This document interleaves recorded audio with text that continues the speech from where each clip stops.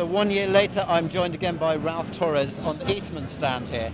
And last year we were talking about this new model in the range, top of the range Eastman, the 850 alto, which is just a beautiful saxophone that we've still not got our hands on. But from the 1st of April onwards, we will be able to have this in our shop. I'm very excited about that. And they've now produced a tenor model. So perhaps you could just recap for us, Ralph, exactly what's going on with this saxophone, how it differentiates from the, the famous 52nd Street model. Yep. So the 52nd Street sound concept was always to give something, kind of put a modern mechanism on an old con type general idea. Something that has that big, full, broad sound. And we accomplished that with the 52nd Street, been very happy with that. But there is another option for the tonal spectrum, something that's a bit more compact, direct focus. And we haven't really been able to get that from our partners that we've been importing from Taiwan. And so we decided, let's try it on our own. And so that's where this whole thing came from, us making our alto and then our 850 alto. The idea was to improve on the mechanics and utilize all of our assets to do that. So we actually sent an unmade version of our alto over to Haynes. I think I mentioned this in the last video.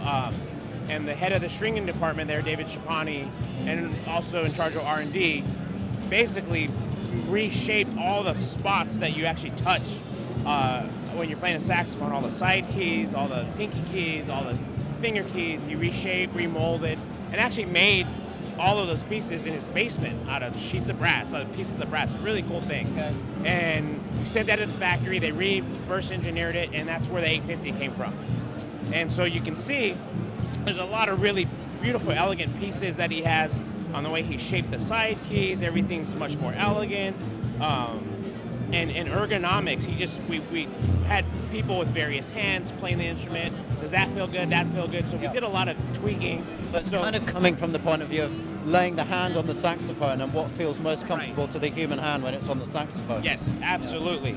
And then the very functional thing that he did is, borrowing from the pinless mechanism of flute design, he added this different thing right here, which is actually patent pending, to where we kind of have a plate that's on the back side, so it really helps to even out and quiet down and make it a faster mechanism, much like you would expect on a high-end custom flute.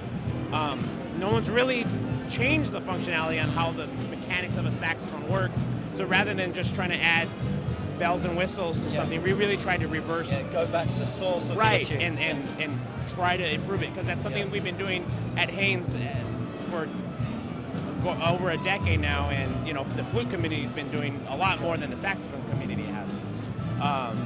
Sure. I mean, I noticed this straight away. Sorry to interrupt. Yeah. When I tried the alto last year, and I've not tried the tenor yet. Perhaps I'll try it a bit later on. But it feels like butter. I think there's a phrase I used before. And quite often when you feel a sax with such a light setup like this, you assume it's been through the technicians like 10 times or something to get to that level. Right. But it comes straight out of your kind of manufacturing processes like this, which is all to do with this kind of revolutionary style of that. And there's a lot of other things he did to optimize it. So the cradle, that where the spring goes in, that the length of that has a lot to do with the amount of tension that you feel and the consistency of the tension as it goes to the throw. So he did a lot of things to really optimize the mechanics as much as, again, the flute player community has been doing for decades, and the saxophone community hasn't really been doing that. Okay, really interesting. And maybe you can give us a quick demo of this one right now. Yeah, is that okay? Absolutely.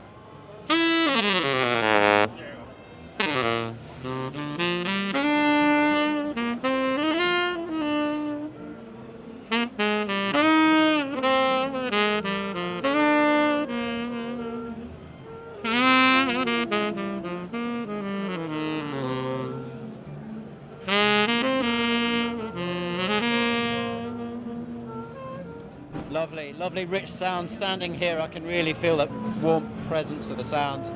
It sounds beautiful.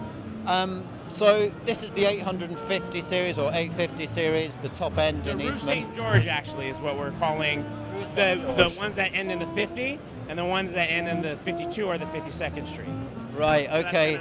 easiest way to remember. So Rue Saint-Georges referencing The street in Paris that Adolphe Sax had his shop on. Absolutely, a great reference that is, fantastic. And I've also heard that on the very successful 52nd Street Saxes, Yes. you're onto a new generation here where you've made some adjustments, modifications, improvements. That's right. So Can you tell us about some of these? yeah. So let me grab the alto real quick. Okay.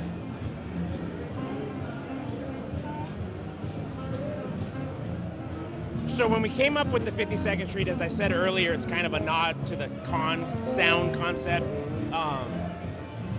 We got a horn that we had gotten from our importers, manufacturers from Taiwan, and we wanted to make something a little different, a little special, not the same thing kind of that you can find from other people using Taiwan as a manufacturing source. And we tried different spec changes, and we tried a bunch of different options, basically, that they had, and we came up with this particular mix of a large bell, rolled tone holes, and unlacquered finish, and it really gave that sound that we were looking for. But again, we're trying to, choose our own destiny. So we're trying to go manufacturing totally in-house within our own factories. So when we came up with the Rue Saint-Georges, we said, well, let's turn this into a 52nd Street. So we did the same thing we did with our original horn. So in the way that's kind of a reconceived saxophone line for us is a reconceived 52nd Street, in that we got our 650 and then we moved it into the same specs of the original 52nd Street. Large bell, unlacquered, and rolled tone holes. Okay. So it still gives you that sound side of the sound spectrum that you're looking for, which is what am I looking for? Not compromise, the complement to the Rue Saint-Georges sound. Right. So you got kind of like the focused, dark, straightforward sound. This is a bit more broader, warm sound that you have. Sure. Yeah, I mean, for example, I can see we've got some nickel silver rods Right. down here. That's different to what we're used to seeing. Also on the neck receiver, and the keyboard's completely changed. So it's much more ergonomic, feels a lot better in the hands. Yeah. And we haven't done it yet, but plans are to turn this into an 800 series. So we're going to throw that DS keywork, Yep. which is what we're calling the keywork on the 850, and putting it on the 52nd Street. Yeah, So that's- there will be an 852. Sure, I like that idea. I mean, it's a kind of cross-fertilization, if you like, taking the best of what you get on the 850 Right. and applying it to this 650 model. And then I guess you just have those options there so people can choose what they like. Right, and I mean, there's going to be a price point factor. The 800 series will be more expensive than the 600 series, but also some people just like not having to do something different. So this is a very good feeling traditional keyboard. Absolutely. And if you want to try something new, go to the 850, 852, and you'll have that upgraded keyboard. Well, looks like we've got a lot of options on our hand for Eastman the coming year, so look forward to these guys and these guys coming into our store very soon.